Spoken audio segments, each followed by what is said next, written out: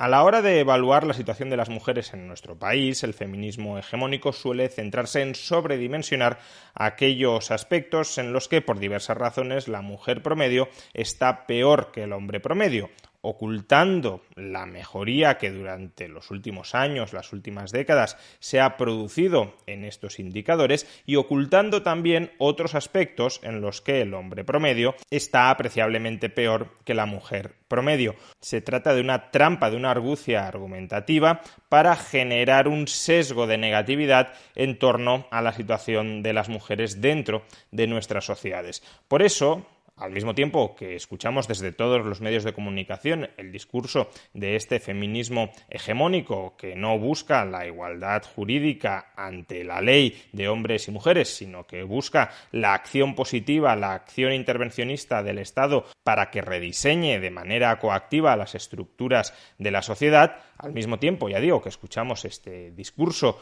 desde todos los medios de comunicación, también conviene escuchar otros discursos que intentan contrarrestar esta trampa narrativa que hemos expuesto y que, por tanto, señalan cómo ha mejorado la situación de la mujer durante las últimas décadas en sociedades como la española y también ponen de manifiesto otros parámetros, otros marcadores, donde no es la mujer promedio la que está peor que el hombre promedio, sino el hombre promedio peor que la mujer promedio. Este ejercicio es el que han efectuado dos investigadores del Instituto Juan de Mariana, en concreto su subdirectora Irune Ariño y el economista Santiago Calvo, en un informe titulado Hans Rosling y los sesgos del feminismo hegemónico, un informe que encontraréis enlazado en la descripción de este vídeo. El informe es bastante amplio, pero me quiero centrar justamente en este aspecto que he mencionado.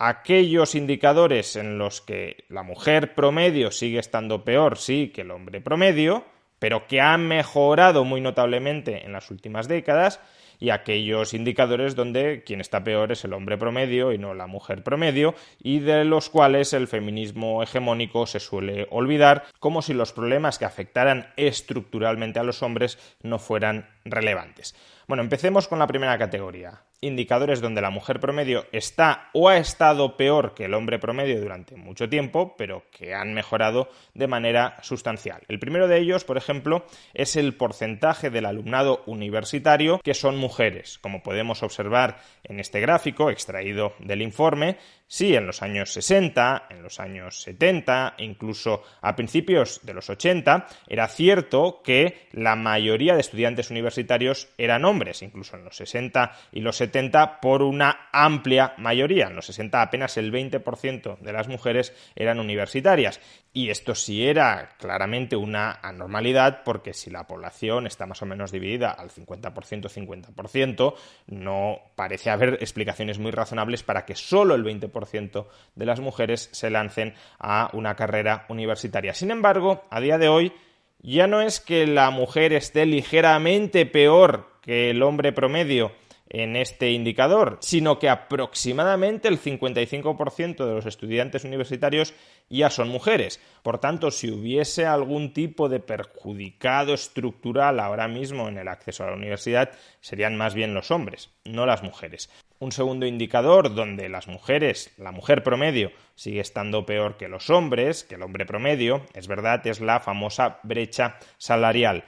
Pero como ya explicamos en otro vídeo que podréis encontrar arriba enlazado en la sección de pestañas, esa brecha salarial es perfectamente explicable por otros factores que no tienen que ver con la discriminación sexual en sí misma. Y además, como también nos recuerda este informe, las diferencias ya son cada vez más estrechas. Si analizamos la distribución individualizada del ingreso neto entre hombres y mujeres, veremos que las dos series están aproximadamente superpuestas. No es que todos los hombres cobren mucho y todas las mujeres cobren poco. Hay mujeres que cobran mucho, hay hombres que cobran poco,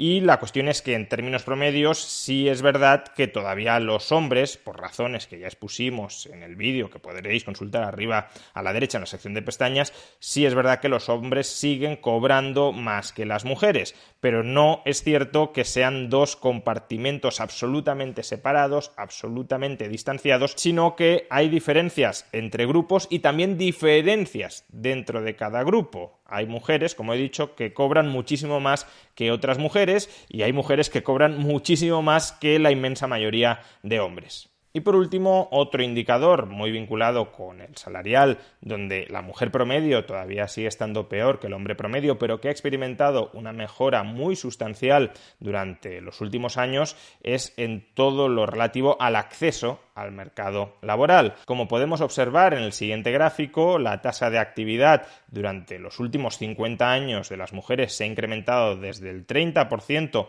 a en torno al 55%, es decir, en los años 70, en los años 80, solo una de cada 3 mujeres en edad de trabajar quería trabajar. Hoy es más de la mitad de la población femenina y a su vez cada vez más de esas mujeres que quieren trabajar pueden trabajar a pesar de que el mercado laboral español es un absoluto desastre a escala internacional, es uno de los peores mercados laborales de todo el mundo, consolida tasas de paro altísimas tanto para hombres como para mujeres, pero aún así, fijémonos cómo durante, por ejemplo, los 80 o principios de los 90, solo el 35%, ni siquiera el 40% de las mujeres en edad de trabajar querían trabajar y de esas, en torno al 30% estaban desempleadas. Hoy en día, ya hemos dicho, el 55% quiere trabajar y menos del 20% están desempleadas, que sigue siendo obviamente un porcentaje altísimo, pero un porcentaje altísimo tanto para mujeres como para hombres. La tasa de paro de las mujeres es de en torno al 18% de las mujeres que quieren trabajar y la tasa de paro de los hombres es de en torno al 14% de los hombres que quieren trabajar. Es decir, sí es verdad que los hombres en términos promedios tienen el acceso al mercado laboral algo más fácil que las mujeres por causas, insisto, que podréis encontrar explicadas en el vídeo enlazado arriba a la derecha, pero la mejoría que han experimentado las mujeres en el acceso al mercado laboral durante las últimas décadas es incuestionable. En los años 80-90, apenas el 25% de las mujeres en edad de trabajar estaban trabajando. Hoy supera el 40%. Y estos datos son unos datos que el feminismo hegemónico no debería ocultar. Porque si solo expones y exageras lo que está mal, pues entonces estás distorsionando la realidad. Como también la distorsionas cuando solo expones aquellos aspectos en los que la mujer promedio está peor que el hombre promedio, olvidando aquellos otros donde el hombre promedio está apreciablemente peor que la mujer promedio. Y este informe también recoge algunos de estos parámetros que hay que resaltar. En primer lugar, el consumo de sustancias psicoactivas es mucho más prevalente entre hombres que mujeres y por tanto el riesgo de drogadicción también es mucho más acusado en hombres que mujeres. Por ejemplo, el 75% de los hombres han probado el tabaco alguna vez en la vida, frente al 65% de las mujeres. El 95% de los hombres ha probado el alcohol alguna vez en la vida, frente al 90% de las mujeres. El 46% de los hombres ha probado alguna vez en la vida el cannabis frente al 28% de las mujeres. El 7,5% de los hombres ha probado alguna vez el éxtasis frente al 2,4% de las mujeres. El 16% de los hombres ha probado en alguna ocasión la cocaína frente al 6% de las mujeres. El 1,8% de los hombres ha probado en alguna ocasión las metanfetaminas frente al 0,5% de las mujeres. Y el 1,2% de los hombres ha probado en alguna ocasión la heroína frente al 0,3% de las mujeres. De hecho, solo los hiposedantes y los analgésicos son más utilizados por las mujeres que por los hombres. En segundo lugar, los hombres se suicidan más, sufren más accidentes laborales y son asesinados en mayor medida que las mujeres. En particular, la tasa de suicidio por cada 100.000 habitantes es de 12 para el caso de los hombres y de 4 para el de las mujeres, es decir, se suicidan 3 veces más hombres que mujeres. Los accidentes laborales mortales por cada 100.000 trabajadores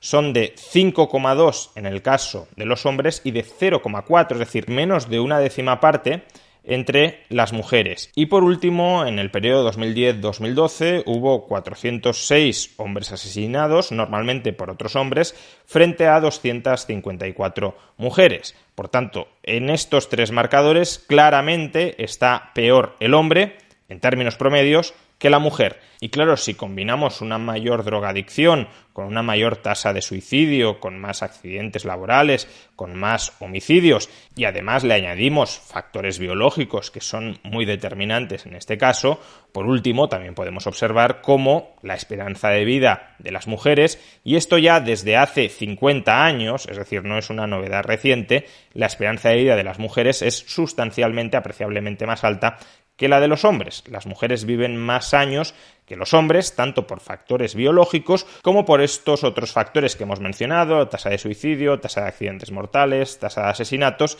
que son más extendidos, que están más extendidos entre los hombres. En definitiva, aun cuando uno pueda pensar que sigue habiendo problemas estructurales dentro de la sociedad que perjudican de manera sesgada a las mujeres, problemas estructurales que en todo caso tendrían más que ver con prejuicios y mentalidades sociales y no con un diseño institucional donde ya está consagrada la plena igualdad ante la ley de hombres y mujeres,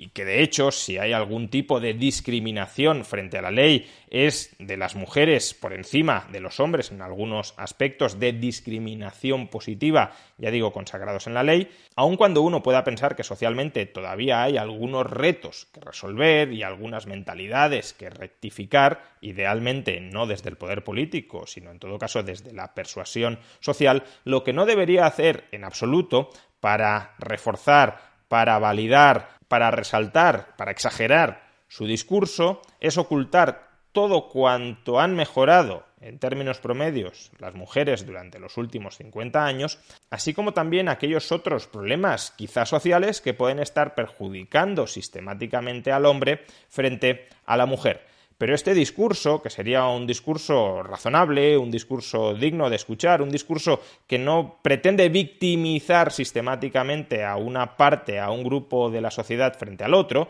sino que simplemente analiza qué partes de la estructura institucional, de la estructura social de un país pueden estar introduciendo algún tipo de ventaja o de perjuicio sistemático en favor de unos y de otros, es un mensaje que desde luego está del todo ausente en marchas como la del 8 de marzo, y en general en el discurso feminista hegemónico, y por eso es tan necesario que se escriban y que se lean informes como el que acabamos de reseñar del Instituto Juan de Mariana.